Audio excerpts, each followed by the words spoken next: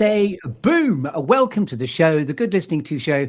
As the world turns to doo-doo, how wonderful to be in a show which is like an oasis of kindness where you get a day spa for your brain.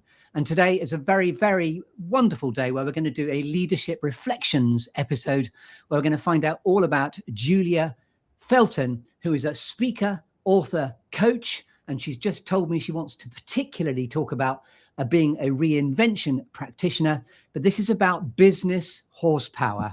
And I love your metaphors and your analogies to do with all things horse herd and how we can apply that to leadership.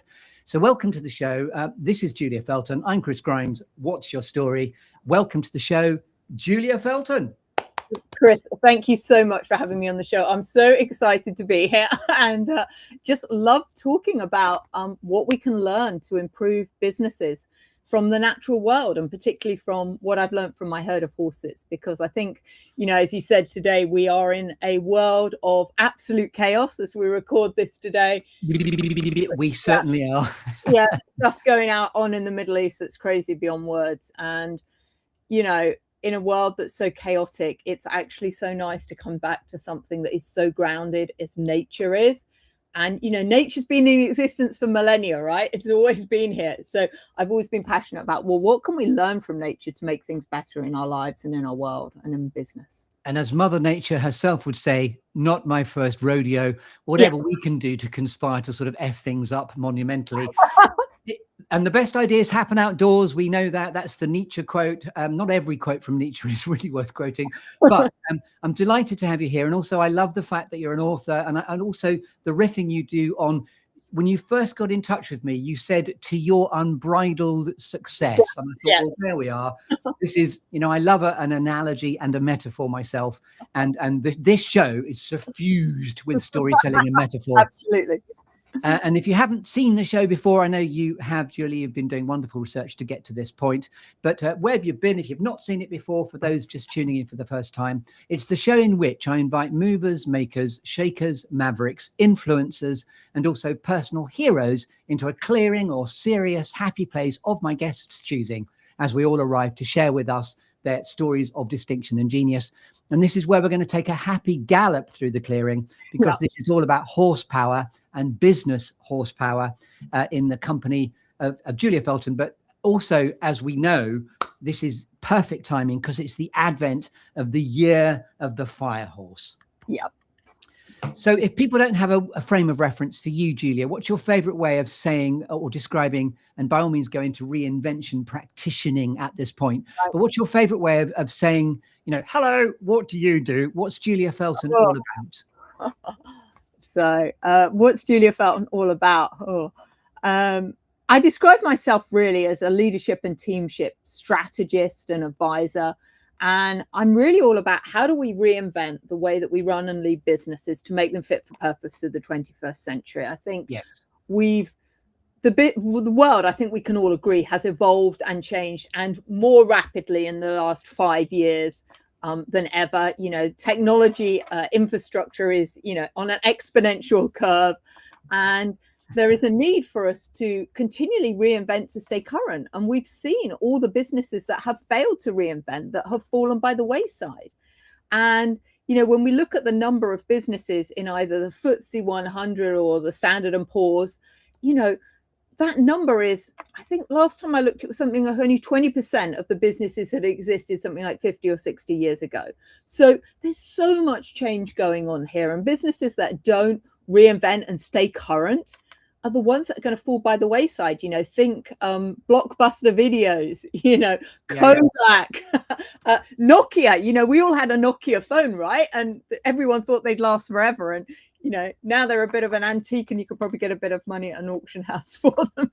Well, indeed. And also there's that lovely story of Nokia's technology equivalent of the time was how they landed on the moon using the equivalent technology. So as you say, there is an exponential acceleration of everything. And of course, the conceit of what I'm up to also is to keep it human, to keep it warm, to keep it kind and keep it connecting. And I love the fact that you're talking about horse herd mentality. I know you're doing it literally in some of your team development, but also you're using the analogy and the metaphor in how you write about how to use the herd mentality for leadership as well. Absolutely. Yeah, because I think there's just so much we can learn from the natural world. And yeah, you're exactly right. I curate leadership experiences and teamwork experiences and bring people out to partner with my horses in order to learn from them. Because the horses never sugarcoat the feedback, right? They just call it as it is. And as I've discovered, your team are a lot more polite and don't really say that. But yeah, all the same analogies exist back in business. You know, we look to nature. Nature is totally interconnected and interdependent. And exactly so is our business. And I think so many of us in business just think it's all about me. And they forget that actually it's all about we. And nature does that so beautifully. And, you know, nature really understands about the ebbs and flows. You know, everything in nature is cyclical.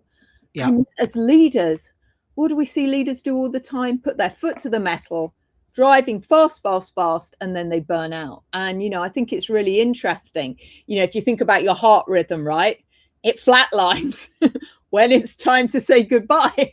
And yet most leaders, most leaders are trying to do that all the time. And they wonder why they're burning out, because they haven't adopted all these natural rhythms that exist and think about, well, I need times of peak performance and times of rest and recalibration. And if I may, I know in your own founder stroke DNA source work story, you got going on the open road of galloping alongside horses, metaphorically, because of a corporate burnout of your own. So I hope that you'll cover some of that in the fact that, as I say, you've not just expert in this, you've also got the T-shirt because you've directly lived it. Yeah, and I didn't even know I was burnt out until I stopped. You know, I think this is sometimes the thing. You're running on so much adrenaline. And it was only when I stopped, and I'm sure we'll talk about it later, when I took a sabbatical from corporate. And I remember that first morning sitting on a ranch swing on a ranch in Colorado at the time. And I was like, I'm just burnt out. But the other thing that was really interesting was the fact that when we are on this kind of corporate rat race, we're in so much structure. And all of a sudden, there I was in the middle of America with nothing to do for a year. You know, I could just do what I wanted to do. And I was on this ranch and I was helping at a horse rescue. That's what I went to do. And I said to them, well, what time do I need to get up in the morning to feed the horses? They're like, whatever. And that whole structure was just stripped away. And then I was like, who am I? What's my identity? Who am I? So really interesting when you take away the container that you're in, what happens and how things show up differently.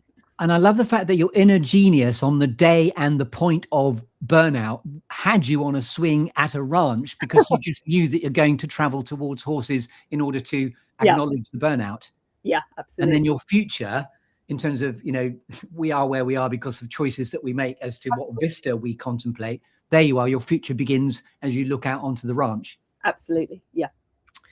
So shall we get you on the open road of the structure? Absolutely. Let's go. Kick off. I just need to cough, quick furball. That can be edited out. I knew that was going to get in the way further down the path if I didn't do that quickly. I don't always do that, but I suddenly realized, oh, I had a bit of a furball. So it's going to involve a clearing a tree, a lovely juicy storytelling exercise called 5, 4, 3, 2, 1. There's going to be some alchemy, some gold, a couple of random squirrels, a cheeky bit of Shakespeare, a golden baton, and a cake. So it's absolutely all to play for.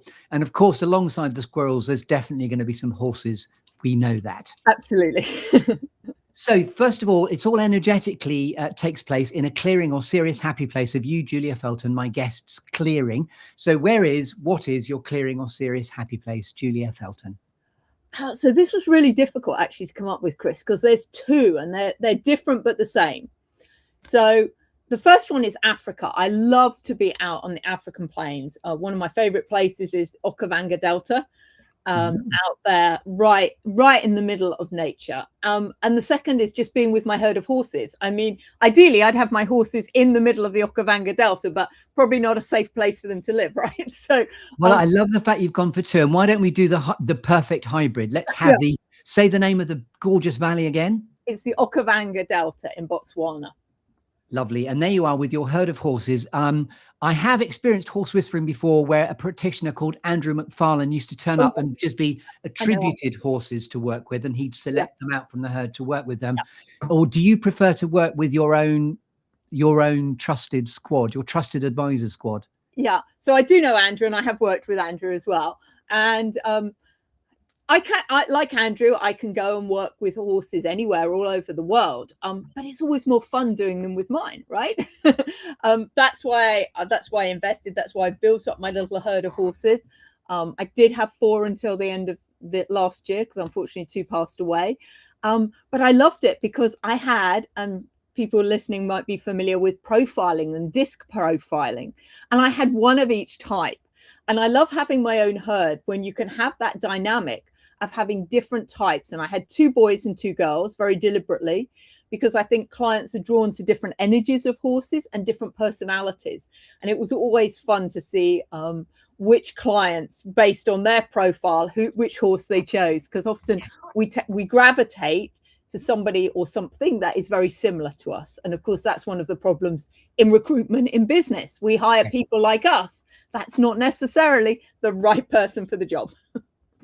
Wonderful stuff. So we're going to go for both then. I love the fact that you're with your own herd. And have you re-disced, if you'll pardon that particular expression, your herd, or are you still down a couple? No, we are still, unfortunately, just down to 2 after the 2 passed away last year. They were old, but they were very trusted advisors to me, and the reason I set up the business. So no, down to 2, but I've got to tell you, Chris, I'm always on my phone going, and I keep getting drawn to get some more. So we'll just see. And I love the notion of teamwork to make the dream work and the cogs of rapport. You're actually 2 horses down at the moment, which is a classic metaphor and analogy for how, what teams do as they, forming, norming, storming, performing, but then disforming. What happens when, the nature of change, shit happens, things move on, and the world changes. Yeah, no. And, as I think I shared with you off air before, I've actually been exploring ways of, or how can I partner and leverage with other establishments that have got horses.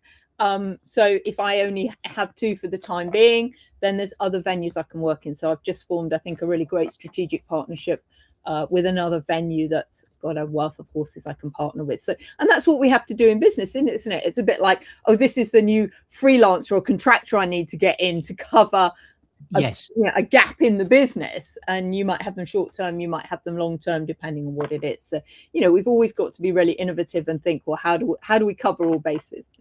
And in its nutshell, my sort of interpretation, this is people whispering through horse whispering.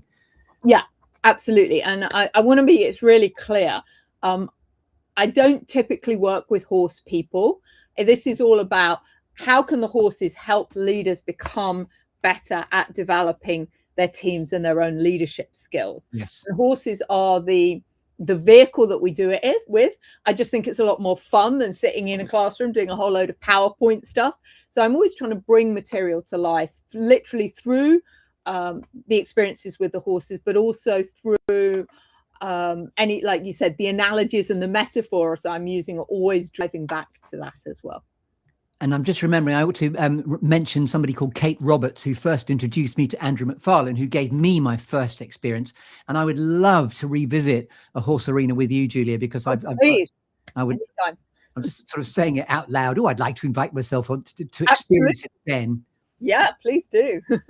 Wonderful. So again, just to deliberately reincorporate, where again in Africa are we? It's the beautiful Okavango Delta in Botswana. And for anyone who's watching, Big Cats 24/7 on BBC, that's where it's filmed. And Gordon Buchanan, who may or may not be that particular presenter, has been in my show before as well. And he is indeed in the show, yes. Wonderful. So there we are. Now I'm going to arrive with a tree in your clearing, which I hope that won't disrupt the horses too much. And I'm going to shake your tree to see which storytelling apples fall out. I've got a couple of comedy props.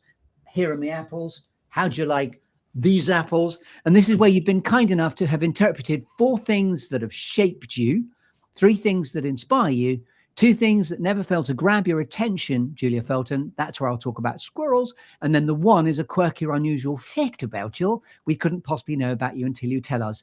The invitation is to go where you like, how you like, as deep as you like, wherever you like into this structure as we unpack the exciting world of business horsepower.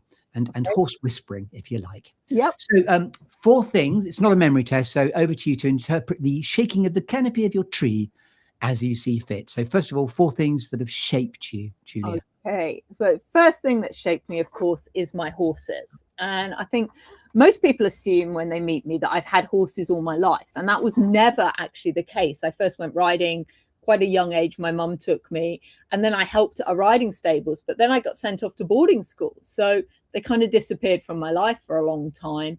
Then one of my early jobs was at Glen Eagles Hotel, and they had an equestrian centre there. So I got back into riding. And then again, I didn't really ride until a friend of mine said, well, let's go on a ranching holiday in America. Was this before the burnout, or now you're mentioning just before the burnout, actually, just before the connection of Colorado and this holiday? And what a great friend to give you that nudge to go on that holiday. I'd always wanted to go on a ranching holiday. And so we came up and we went 2 years, first year Wyoming, second year Montana. And yeah, it was just amazing. But as a result of going on the second experience to Montana, we were going up into the hills to bring down the cattle for the winter. So it was going to be quite cold, and I needed a lot of equipment. And I went to a riding shop to buy some kind of, I was going to say rubber gloves, but, neoprene gloves in order to ride and keep myself dry. And I met a girl there, and I was asking about where I could go riding, because I'm conscious I hadn't ridden for about 10 years at this point. I'm about to go to America and I ride like 10, 12 hours a day. I'm like, well, I'm a bit unfit and I need a bit of practice. And she said to me, you can come and ride my horse. And I was like, really? And I still remembered, Chris, even to this day, quaking, calling her the next morning. Were you serious about that offer? And I went, and she let me ride one of her retired horses to begin with. And then I graduated, and she had this horse there called Toby that she didn't really get on with. And I definitely think there's horse-people combinations and people-people combinations as well. So she didn't really match with this horse, but I really gelled with him. And in the end, I purchased him from her, and he became my first horse. And he was the founder and the reason that we set up Business HorsePower. And it was interesting because at the time, I didn't realize how much my horses were teaching me about becoming a better leader. And it was only later on, once I'd left the corporate world and I discovered leadership development through horses, I said, oh my God, I started to get the manual of, oh, that's what they were teaching me that I didn't understand at the time. So there's a delicious irony in the adage, you can lead a horse to water, but actually not everybody can. So I mean, it was just really interesting that, reflecting back on it, the good old Steve Jobs, you only know about stuff when you reflect back on it. Yes. My horses were teaching me the best leadership and teamwork and communication lessons that I ever needed, but I didn't know them at the time. And in fact, a lot of those are distilled into my first book, Unbridled Success, where I talk about the leadership lessons that the horses have taught me, and Toby in particular taught me. So I think my horses would be the first thing that's really shaped me. And I think, like so many things in life, sometimes may I ask about the gender of your perfect horse herd? Because you've got Toby, and it sounds like you probably need, I'm just making an assumption here, it might be 2 male, 2 female horses. I don't know. Yeah. So Toby was my first horse, and unfortunately he got a bit of an illness and I couldn't ride him. He did arthritis. It was a kind of arthritis related thing. So then I got another horse called Charlie, who was a boy, an ex-race horse. Had Charlie, and he was going to be my riding horse. And then unfortunately, turned out he was massively arthritic as well. We didn't know that at the time. He didn't appear, because he was so arthritic on all legs. He looked like he was what we call stable level. In fact, the vet said, no, he's got a lot of arthritis. And so I ended up purchasing him for £1, because otherwise, unfortunately, he was going to get a bullet because he couldn't be ridden. And then I thought, well, it would be kind of nice for my clients. I've now got 2 male horses, 2 geldings, to have some female energy. And I said to the universe, oh, well, how can we achieve that? And then the same friend who I bought Toby from was running a halfway house to look after horses that had been rescued. And these particular ponies were actually found on the motorway in Kent. There was a group of 8 of them. She didn't have enough space to look after them. So I ended up taking on bracken and thistle. And that was in 2011. And they are still with me today. They eventually got gifted to me. And they were called bracken and thistle because they were rescued on Burns night. So everything had a Scottish name. Lovely story. I'm so glad I asked you that extra question. Lovely. So we're in the canopy talking about shapeage. So anything else you want to say about there are 3 other possible shapeages as well? Yeah. So I think Africa, I've always been drawn to wildlife, and I'd always wanted to go. We'd never gone on a family holiday to Africa while I was growing up. So for my 30th, I did my first ever overland trip to Kenya and Tanzania. So you go on, one of these big trucks with, a dozen of other people. And I was a bit reticent, if I'm honest, Chris. I was at Arthur Anderson at the time, and, I've got my corporate job, and I was a bit of a hairdrugger. I preferred the finer things in life. I'd never really been camping before. I wasn't quite sure how I'd get on, but I absolutely loved it. So I first went there, and then subsequently went back to Africa a few other times. I did a trip the whole of way from Vic Falls all the way up to, from Cape Town all the way up to Vic Falls. So that was like a month on an overland truck going through Namibia, Botswana, Zambia. Absolutely incredible. Love that. And then have spent, as we'll discover a little bit later on, other times in the bush just outside of Johannesburg as well. But yeah, I love being out in the African bush. And I think it teaches you so much about resilience. And for me, my real aha moment came out in the African bush. And I don't know if you want me to share that now or later or. Sure. Okay. So there I am in Africa. And I went to Africa as part of my sabbatical after I'd been at this horse rescue in Colorado. I was in Namibia at the Elephant Human Relations Association. And what we did, we spent 1 week building stone walls to protect all the water pumps, so that the elephants didn't come and knock them over and the locals still had access to water. And then next week we went on elephant patrol. And I remember one night we're sitting outside at the campfire and we're all chatting. And one of the girls there says to me, "Who's been swimming with dolphins?" And I went, "Yeah, I have." And then this was the question that really changed my life. She said, "Tell me about the experience. What was it like?" No idea. No idea. I know I went for my friend's 30th birthday. We went to Mexico. We swam with dolphins. But I can't tell you how I felt, what the experience was like, even really what we did there. And it was a real wake-up call for me, because I realized I was going through life with this tick list. This is on my bucket list. Do this, do this, do this. And I was doing it all, but I wasn't present to what was going on around me. And that's what prompted me then to spend more time in Africa, because I figured if I wanted to get really present in my life, I need to go and live in the bush. So I went to live in the African bush for 3 months, and, had to learn to be present, because if I wasn't, I was going to be some lion's dinner, right? So I think, Africa's really told me the importance of being grounded, being present, really paying attention to everything that's going on, and really having appreciation for everything. When you're out in the bush, every single sound matters. And everything's there for a purpose. And, the birds will start tweeping because, they're giving you a warning sign that maybe a lion's coming or a leopard's coming. And everything in nature happens for a reason. And there's no wasted time, energy, or resources in nature. How opposite is that to the business world, where we waste time, energy, and resources day in, day out? And none of us really appreciate the impact that we have on everything else about us. So yes. I often talk about the ripple impact, because, in nature, everything's happening for a reason. It's interconnected and interdependent. And yet in the workplace, each of us as a leader is leaving what I call a leadership wake behind us, a leadership ripple. And we're either creating a positive one or a negative one. Yes. But most people are unaware of we've seen people, haven't we, that just walk through an office and leave a train of destruction behind them, and they're oblivious to it. In personal impact terms, I call that the afterburn.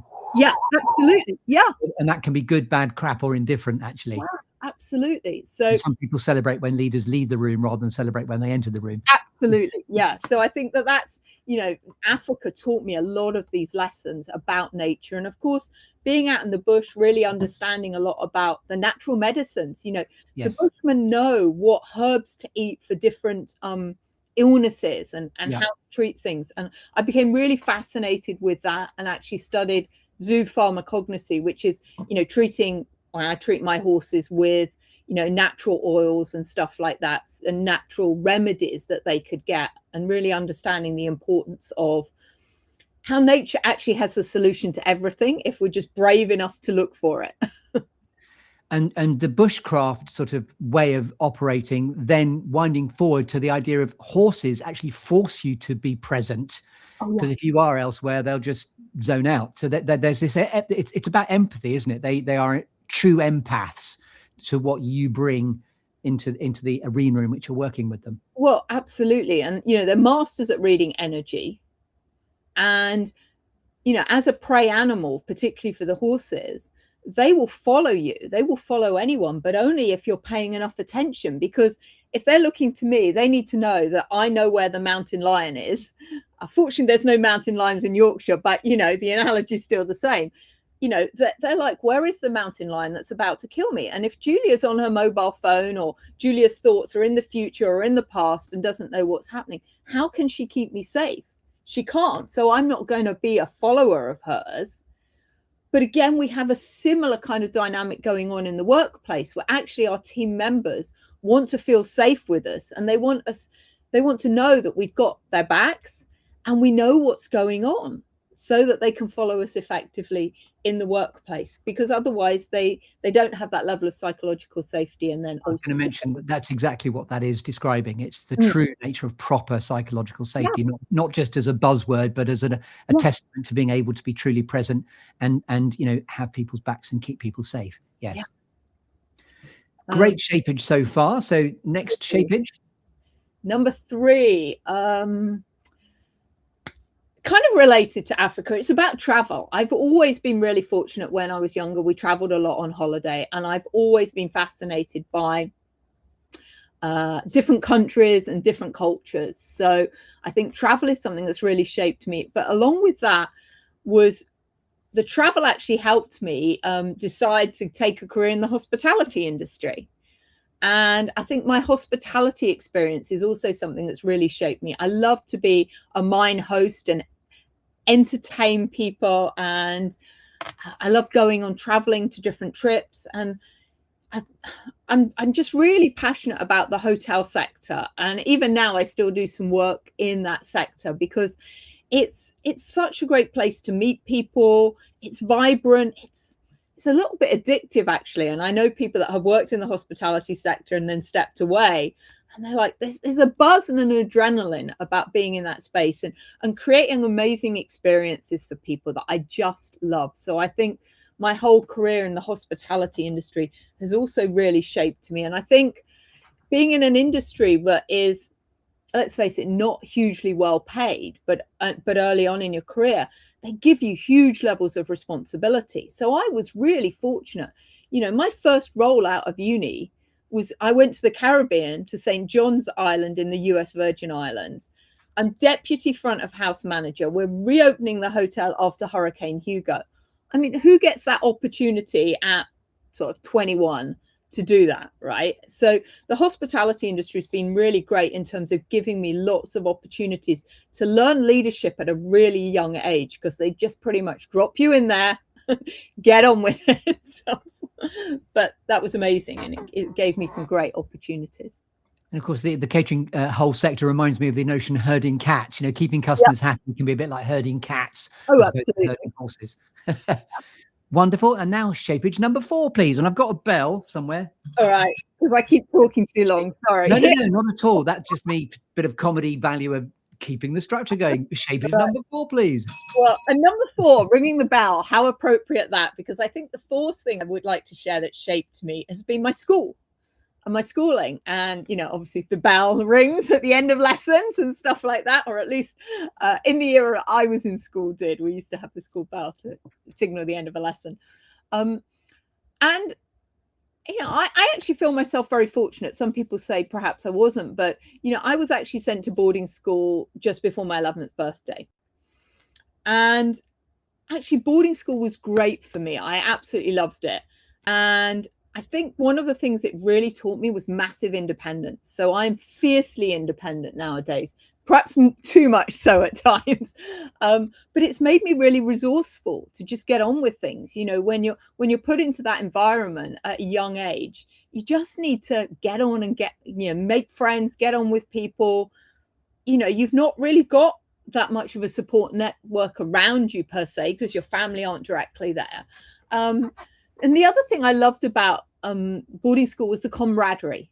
And, you know, talking about the teamwork, I was in all the school teams, and I really, really loved that community of getting people together.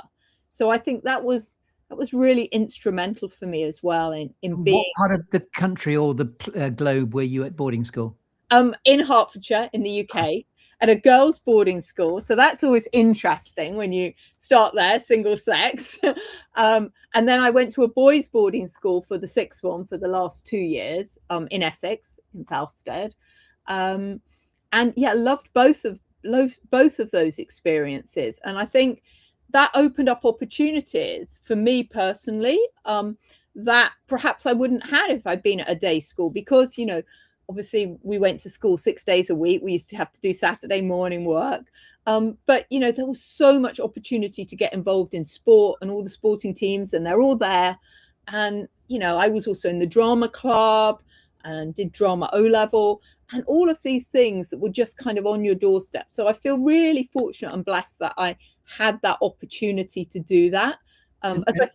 May I ask if you have siblings as well, Julia? Yeah, I have a brother, and he was at Falstead, so I joined him in the sixth form, and he had been there.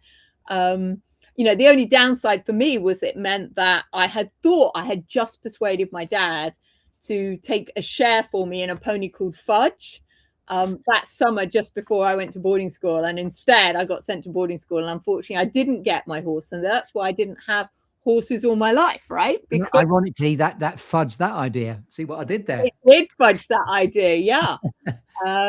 So yeah, that was the only downside of it from my perspective. But again, a deep lesson in adaptability, and if a plot twist happens, how do you adapt, which is a testament to resilience as well. Yeah, absolutely. And I think I'm really resilient and adapt, and I actually love and embrace change, whereas, you know, some people are just like, oh my God. And, you know, I remember when I moved to Yorkshire and my friends going, why are you moving up there? I'm like, well, if it doesn't work, I can just come back, right? I'm quite happy to, you know, I got on a plane in my second year of university and got a scholarship to an American university. And I'm like, amazing. Everyone's like, oh, you're going to America for 18 months? I was like, yeah, happy days. So I've always been one to be a bit of an adventurer and go exploring and try these opportunities when they present themselves. And again, it's bushcraft that's really set you up really well subsequently. It's just going in the bush and being hyper aware and hypersensitive to being present. Yeah, absolutely. Which is the lovely through line that I'm definitely hearing. Yeah. Okay, now we're on to 3 things that inspire you, Julia Felton, Managing Director of course, Business HorsePower. Okay, things that inspire me. I had a long think about this. I found this quite tricky. I think my mentors, I've been really fortunate to have some amazing mentors and bosses in my life. An amazing gentleman called Frank Croston, who was probably my first real mentor, and he saw the potential in me. And we were working at a consultancy firm that unfortunately Frank and the other partners tried to do a management buyout, and it didn't work. Frank ended up at Arthur Andersen and then brought me in and gave me the opportunity to set up my own business division within Arthur Andersen. So I became an entrepreneur within Arthur Andersen, creating a really specialist hospitality data analytics team. Yeah. And I was collecting data from hotels across the world and analyzing it, creating reports back for the industry on what would now really, Chris, nowadays be called big data. Yeah. In the days before big data and in the days before the internet. So I think Frank gave me that opportunity to create a business unit from an idea on a piece of paper and grow it to the market leader. And alongside him was his boss, who was our big visionary, called Alex Kyriakides. And Alex, working for Alex was amazing, because I'd sit in meetings and he'd just go, oh, Julia will just sort that out for you. And Julia sorting that out for you was, oh, Julia will take all our data analytics online onto the internet. And this, you know, you've got to think this is like 97, 98. And I remember us, you know, I had no idea what the internet was. I'm building these websites, and in those days, to publish something took 6 hours. You'd make one change on your website. We had to wait 6 hours for it to process before it went up. I remember doing a launch for our new platform in Vienna on dial-up, internet. So, Alex really pushed me out of my comfort zone, because did I think I could do any of that? Absolutely not. And Alex is just like, oh yeah, Julia will do it. So I was always problem solving to get things done. And, really fortunate, because all of that led to me creating this incredible business unit for them, 35 people in my team across the globe, working in a complex matrix in structure. Yeah. And so I think, Alex and Frank for, almost excuse the pun, giving me the reins to just get on and do it, right? As a trusted advisor, which of course you invoke within the horse herd mentality as well. How can you become a truly present, trusted advisor to the herd that you're in amongst? Also, thank you for the word entrepreneur that I've forgotten. Yeah. That's a wonderful description of how to do something entrepreneurial within a much bigger entity that's already established. And it's great because you've got that support, right? We all know that being a business owner by ourselves is really tough. It's really lonely. Whereas, there I was, I got the structure, I got a lot of the infrastructure around me. I've got team, I've got people, I've sounding boards. So yeah, really a great opportunity there. Wonderful. Second inspiration. Second information, I think I'd still go back to horses and nature again. I know we've already spoken a lot about them, but I think the more that I get connected to nature and understand about nature and understand the ebbs and flows of nature and how nature works, I just think there's so much we can learn from nature to run business differently. So in nature, there aren't really any hierarchies. We've not really got this kind of going on. Everything is working cooperation and collaboration. You think about the trees, we talk about the World Wide Web, but the web of roots, the root system of how all the trees join together and work together. And I think nature's just such a great example of how we need to collaborate together to get stuff done. Yes. And it's something that's so missing in a lot of businesses today, and in politics, globally around the world, everyone's still, it's all about me. There's a very ego mindset out there, and I think when I look to nature, I see it's how do we all collaborate to make this work together. And I was about to say there's no competition in nature, but there's a natural order in nature, but there's not really competition in the same way that we have it in the business world. And the parallel in the food chain competition, and of course that's what corporates end up doing. They're all in the sort of Red Sea or the Blue Sea, either competing for the same trophies, prizes, cash pot, whatever it might be. So again, great analogies here. And nature's just full of abundance, right? There isn't this scarcity mindset of this needs to be my client. The lion doesn't kill that impala. Well, there'll be another one, right? And we know that lions only get, I think it's less than 50% of their kill, 30% of their kill. So, they keep trying and trying again until they get to the resolution they want. Whereas I think, in the natural world and in the human world, we tend to give up with things way too easily, and we've not got that tenacity and resilience that we see. In all of your love and joy of nature, it's very interesting that of all the species, it is the horse that has become the main conduit for you. Because I know there are lots of analogies of how animals behave. Yeah, and I think the horses, because they were obviously a natural passion of mine.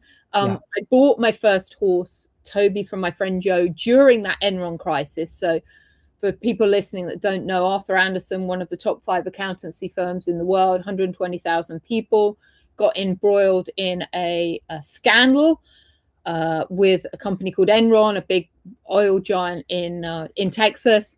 And as a result of that, the whole company imploded. And it's such an interesting example of the loss of trust, right, Chris? And, trust is something I talk a lot about in my work, because in the Enron example, why would a company let us audit their accounts when we had just been indicted for being irresponsible with another company's account? So that's really what happened. The whole company fell apart because all of our clients lost trust with us and moved to other auditors And in terms of reinvention practitioning, trust is the new, well, it's not new, but it is the currency of everything at the moment, because there's so much competition and so much information out there with AI accelerating all of that. Trust is the absolute, premium imperative. Yeah, if we look at work of Patrick Lencioni and others, trust underpins everything. Trust, all our relationships in the office or in life are based on trust. And without trust, nothing else happens. And it's really interesting that for me right now, we have such low levels of trust. You only have to look on the internet. Is something true or is it fake? We just don't know. So having things that are really genuine, and you spoke in the intro about kind of the human connection, right? This is what we need more than ever, because that's when we trust people, when we get to know, like and trust them for a reason. Yes. And we see genuine. This is genuine Julia and genuine Chris, not AI Julia and AI Chris today. Yes. Right? And to know, trust and follow is the really important thing as well, when you're talking about the analogy of horse herd mentality as well. And I think, with the horses, as I started to study them more, I spent time in America with an amazing mentor called Carolyn Resnick. And she learned all of her lessons about how horses interact from sitting at a water hole and watching the horses there. And what's so interesting is when you study them, you see these things about, horses, the number one thing they do, they hang out together doing something, and they hang out together doing nothing. So they understand the importance of that nothingness, and I equate that to sitting on the couch with your friend, just watching a movie, not doing anything. But often we're just like, do. And, Carolyn taught me, she said, you need to spend as much time with your horse doing nothing as doing something. So rather than do, it's be, just be. Yeah, absolutely. And, that was a big lesson that I took away that I need to remember. Because leadership is all right. How do we be how do we be a leader, right? It's not about do. If we were to be really pedantic, leaders be, managers do. Managers get things done, but it's the leader sets the context and the shape for everything, and it's how they show up.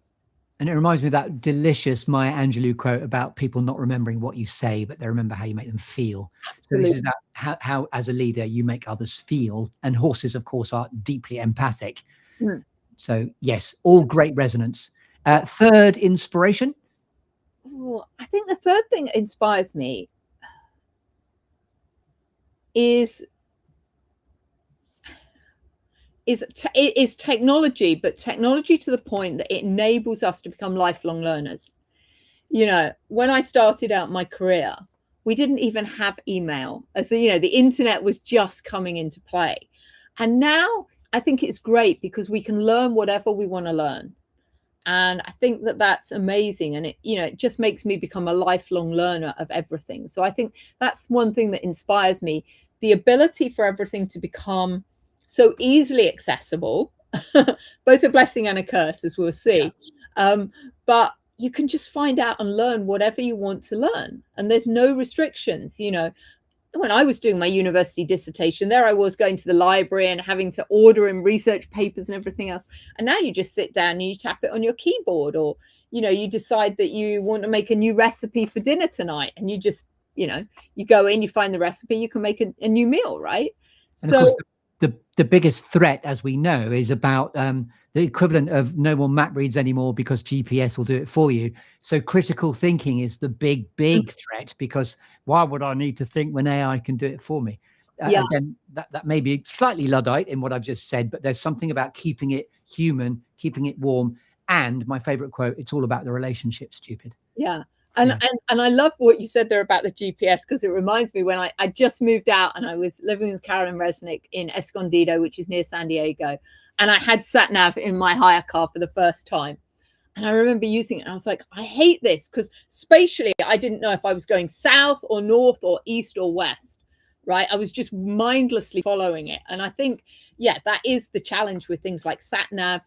And what a great metaphor for people's lives, right? How many people are mindlessly following a sat nav, not where they want to go? And I think, if I was to be really honest, that's what my life did for a long time. I was following the sat nav that my dad had programmed in, bless him, about what he wanted me to do, because I'd wanted to be a riding instructor when I was younger, and I was told, go get a proper job.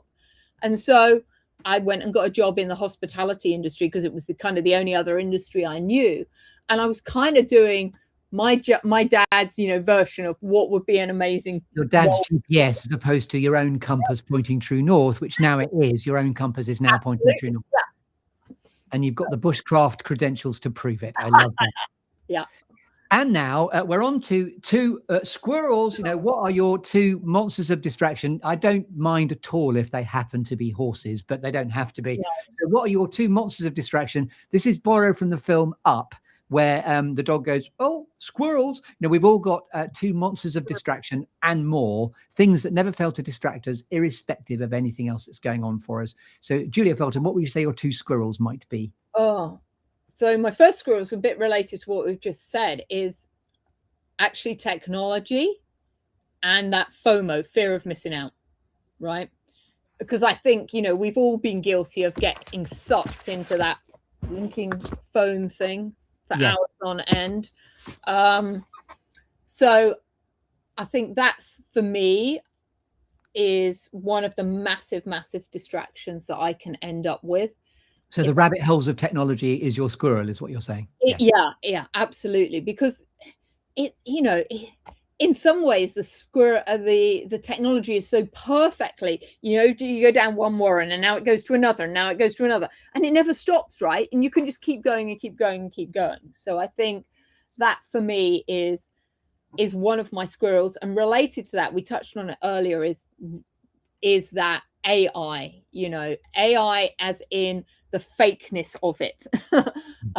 That's the thing that just drives me insane, because nowadays it's so difficult to know what is real and what is false. Yeah. Interesting. I was talking with a friend last night who was saying somebody they know had bought a very, very expensive villa in Tenerife as a second property. They were in the UK at Christmas, and their Ring doorbell went, and it's the people at the Ring doorbell in Tenerife. Somebody had cloned that whole property in Tenerife and sold it to this poor family for their Christmas vacation. And the guy's like, it's not my this is my property, but it's not on Airbnb or booking.com or whatever. And no, you can't stay there. But the problem is, AI is so real nowadays that you just don't know what is fake and what isn't. And I think that's one of my massive bugbears, is how do you know? Because it's so sophisticated now. Yes, and that's a caution to us all in what you've just rather profoundly said just there. So again, the fakery is what is the biggest. There's yin yang. There's the equivalent of the World Wide Web versus the dark web. There's definitely an AI yin yang at play. Great squirrels, great rabbit holes, and now a quirky or unusual fact about you we couldn't possibly know about you until you tell us, Julia Felton. Well, you might have guessed it, but I'm now a qualified safari guide. Boom! I didn't know that. No, so I went to Africa, and I spent, to figure out how do I get really present. I said, well, let's learn something about the African bush. So yeah, I spent 3.5-4 months in the African bush, and at the same time I trained to be a safari guide. So I've never done it. It was more for my own personal knowledge. But I've been biting my lip a bit, because what's so resonant about what you've been describing about Africa is I grew up in Uganda between my being 2.5 and 10. Oh, wow. And so it's all incredibly relatable geographically. Yeah. You never forget going on safari. But, as I was only coming up to 10 when Idi Amin overthrew Milton Obote, I'm pretty sure that my experience is equivalent to your having first swum with dolphins. I would love to go back. And in fact, I did in about 2014. I was working for Barclays in Kampala. And I did take a trip with a taxi driver 50 miles to where I was. Oh, wow. And it was absolutely extraordinary, like a ghost of my own past, to go and revisit and find the pathways. Yeah. No, I did go to, I have been to Uganda and seen the gorillas too, and that's amazing. So yeah, lovely. It's on the border with Congo as well, as where the gorillas are. I know. Wonderful. So we have shaken your tree. Hurrah. Next, we stay in the clearing, move away from the tree. And now we're going to talk about alchemy and gold, which is really all about your purpose imperative, Julia. You've been giving us gold by the bucket load in any case.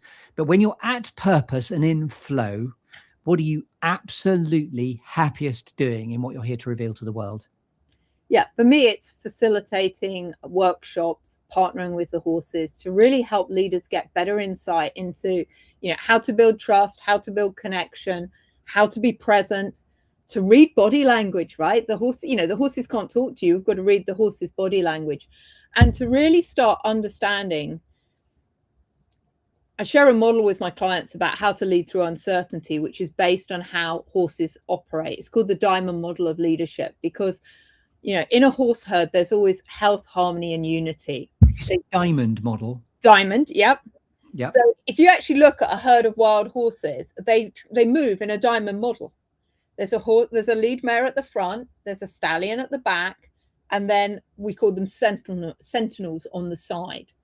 So it's all about attention, direction, energy, and congruence. And these are all the attributes we need to be great leaders, to lead our teams through uncertainty. Just to deliberately reincorporate that, say those 4 compass points again. Attention, direction, energy, and congruence. And if I put a B in there, you can have belonging in the middle, and now you have A, B, C, D, E.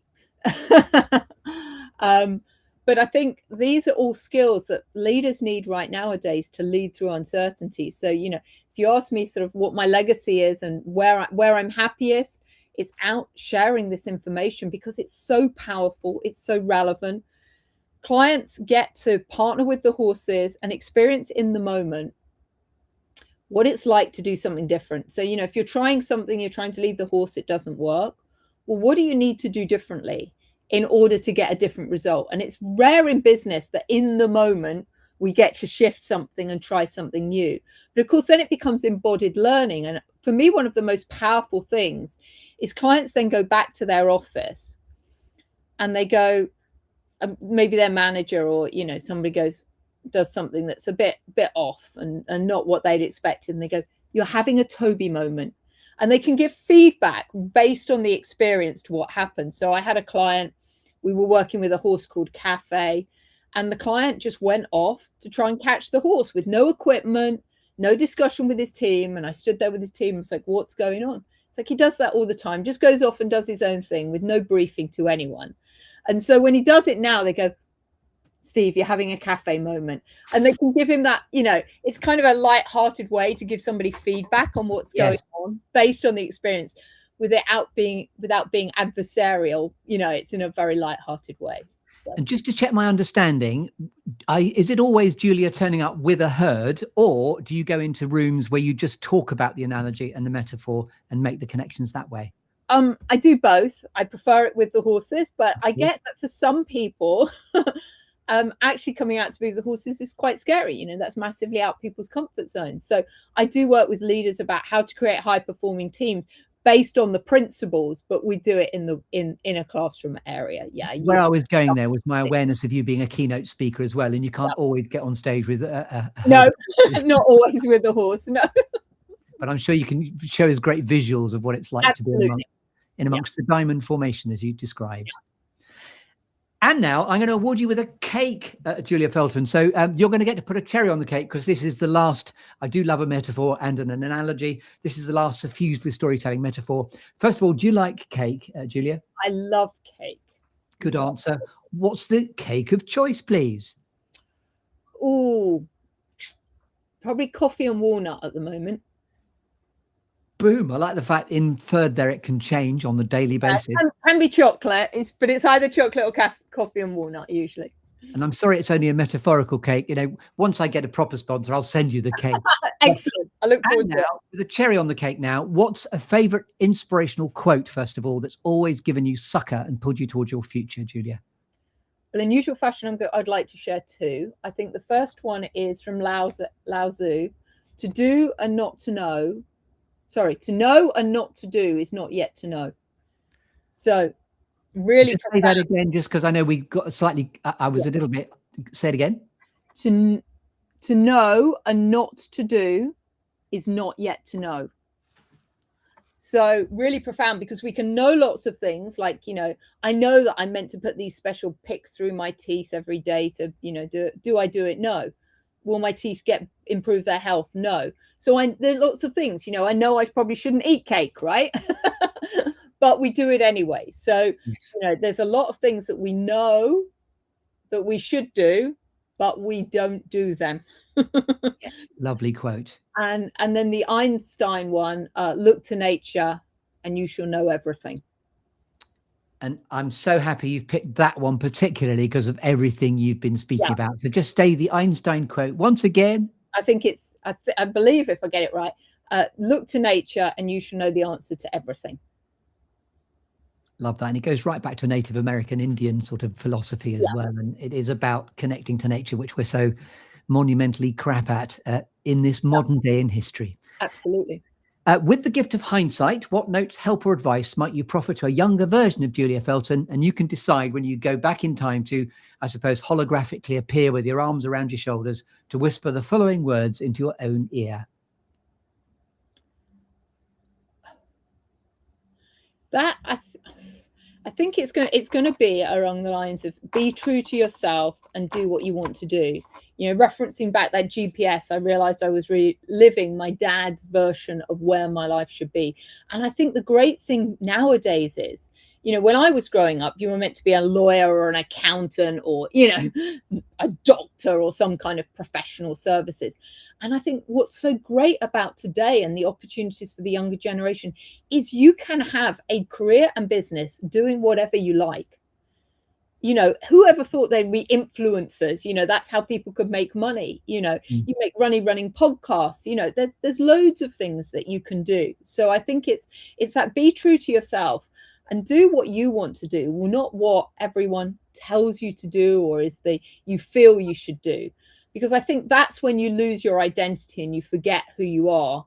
And you go back to me sitting on that swing on that ranch in Colorado going, who's Julia? Now I don't have my corporate role. Who am I? My identity had been, overtaken by my corporate role, and I didn't know who I was. And it's taken a long time to re-find me and who I am. So I think that that's so important that we remember that, there's only one of us. We're put on this earth to, do our thing, and don't get distracted by what other people think you should be doing on this earth. Do what you want to do.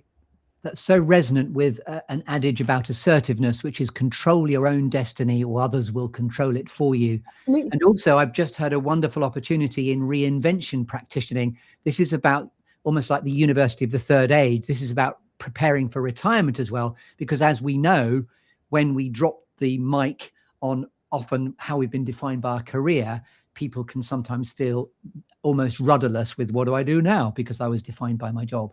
No, absolutely. And I think, reinvention is such an important topic right now, because like you say, there is the age of reinvention when people start their final career. And I think reinvention maybe has got a little bit of a bad rap. For me, reinvention is let's take the best of what we had and move that into the future. And this is what I think businesses need to do, because, the average duration of a business now is only 3 years. In some industries as low as 12 months, maybe if you're in a tech industry, something like mining, maybe 8 to 10. But businesses need to continually reinvent. And that means our team members need to continually reinvent.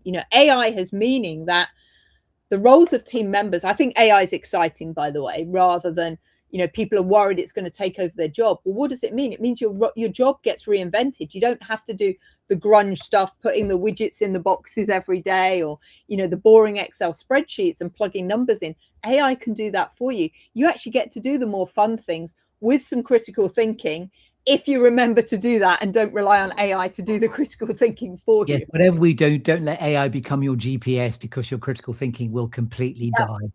And in fact, I'm going to launch something very soon called Acting Intelligence, which is AI reframed as acting intelligence, using the core skills of relationship building. Absolutely. To keep things dynamic and adaptive. Yeah. We're ramping up gradually now to talk about Shakespeare and legacy finally. But just before we get there, this is the pass the golden baton moment, please. So now you've experienced this from within, Julia Felton, who might you most like to pass the golden baton along to in order to keep the golden thread of the storytelling going? Oh, who should I pass this to? Oh, there's so many people I could pass it to, but I think I'm going to pass it to, for storytelling, my good friend Tessa Gray, who has amazing stories about her life as a jockey once upon a time and how she changes that into how she works today. I think it should be fascinating. Thank you. Your mission, should you choose to accept it, is to furnish an introduction to Tessa Gray, erstwhile jockey. Love that. One question I forgot to ask you before I get onto the Shakespeare. What's the best piece of advice you've ever been given by somebody else? Oh, best piece of advice. Oh, God, that's a tough one, actually. I guess I think when I reflect back on my life, and I don't know anyone particularly said at any one point in time, but it's that realization that life is really short and you need to live it to the full right now. Because I think too often we defer things and we're like, when I'm older, you know, when I've got my house, when I've got my car, when I've got my first horse, whatever it should be, that we just miss the opportunity now. So I'm very much, and, you know, having lost a couple of friends in the last, you know, decade, younger than me, you know, I'm like, you never know when the man upstairs says it's time to chop chop, you know. So I think the best piece of advice that I've experienced and witnessed is just live life to the full now, because you just don't know what's around the corner. As I would like to reflect back, beware deferred gratification. Yeah, absolutely. And now, inspired by Shakespeare, all the world's a stage and all the men and women merely players. We're borrowing from the 7 Ages of Man / Woman speech. This is the actual book that I had at the Old Vic Theatre School where I trained as an actor. It says there, Chris Grimes, 16/9/86. So this is a legitimate prop with lots of nom, nom, nom, nom, nom. But it's borrowing from the 7 Ages of Man speech to talk about, when all is said and done, Julia Felton, speaker, author, coach, and of course, managing directoress of Business HorsePower. How would you most like to be remembered? I think for me, I've always said my legacy and my purpose in life is to make this work with the horses more mainstream. I think that every single business would benefit from having, as we say, a horse on their board and their team members coming to experience this. And this work is a lot more mainstream in the US than it is here in the UK. And I just feel that we know when people come and partner with the horses, how it transforms businesses literally overnight. And if we could just get over our great British skepticism about it, that would be my absolute legacy that I could leave, that this work has just become more mainstream and more companies recognize the power of the work and how it could just transform businesses and lives. Which is such a great segue into a lovely, exciting section now, which is called Show Us Your QR Code, please. So first of all, this is now where you can go straight to find out where we can find out where to, well, get hold of Julia Felton and to book her horse herd. So just talk us through the domain of Business HorsePower. Yeah, so www.businesshorsepower.com, my website, where I share with you a lot of the programs that I do there, and also my speaker website, www.juliafelton.com, which is a bit more about me, because you buy me as the person. I am the face of Business HorsePower. So I just think that it's so important that, as we talked about today, you know, people get to know the face behind a business. It's so important. You know, that's what builds know, like, and trust. So. And I love on your own website that it says business on the hoof. I absolutely love all of your unbridled success. You're living the horse dream, which is great. Couple of announcements from me. If you'd like to have a conversation about guesting in this show too, this has been a leadership reflections episode, obviously, but there are another selection of other series strands which can help you to tell your story and be introduced to a large audience as you tell it. Because very excitingly, as a big announcement, this show also now syndicates to 2 places: UK Health Radio, which it's been doing for the last couple of years, but also to Brushwood Media in the United States as well. So potentially tens of millions of listeners await you to hear your story as you tell it. If you'd like to connect with me on LinkedIn, please do as well. And then I just also finally like to mention a particularly exciting series strand, which uses this exact same curated structure, which has been analogized to having a day spa for your brain and an oasis of kindness. It's called Legacy Life Reflections, which is to record either your own life story or the life story of somebody that you love for posterity, lest we forget before it's too late. So check out legacylifereflections.com. Back to you, Julia, just to ask you now a final, I hope you really enjoy this because it's a thank you. Deliberately coachy question. Here it comes. As this has been your moment in the sunshine in the Good Listening To show, stories of distinction and genius, is there anything else, Julia Felton, that you'd like to say? Oh, what would I like to say? I'd just like to encourage everyone to recognize that we've all got hidden potential within ourselves and to go out and find it, because we're not defined by what's around us. And, you know, I really know that with the horses, with Coach Toby. There he was, I could no longer ride him. And to all intents and purposes, a lot of people were saying, you know, he's done. He became the most amazing horse coach. So, you know, in my business, I tend to partner with horses that can no longer be ridden, because I think we've all got something else, some other brilliance within us. So all I'd say to people is, you know, if you feel like a door's been shut, I'm like, what's the other opportunity out there? Because I believe that everything happens in life for a reason. And if one door closes, another better door is probably going to open. And, you know, for Toby, that was amazing. He had an amazing career as an equine guided leadership coach. That he hadn't seen in his game plan. The same with Coach Charlie, an ex-racehorse. Now he has an amazing job to do. So, you know, I think for me, it's always realizing that there's so much more that we can do. Sometimes we have to think out of the box in order to find that solution. But when we do, it means that we can just unleash really unhidden potential that we've got within us. I love the idea that, you know, don't think of old leaders as being arthritic and needing a shot. There's wisdom and there's gold. Absolutely. There's wisdom and there's gold. So I've been Chris Grimes, but most importantly, this has been Julia Felton. We've been listening all about business horsepower. Anything else you'd find you'd like to say, Julia? No, only that I could go on all day, Chris, but I'll save the listeners for that. They can always just connect to me. I'm always open to having a conversation with people and sharing more. I love to do that. Wonderful. Thank you very much.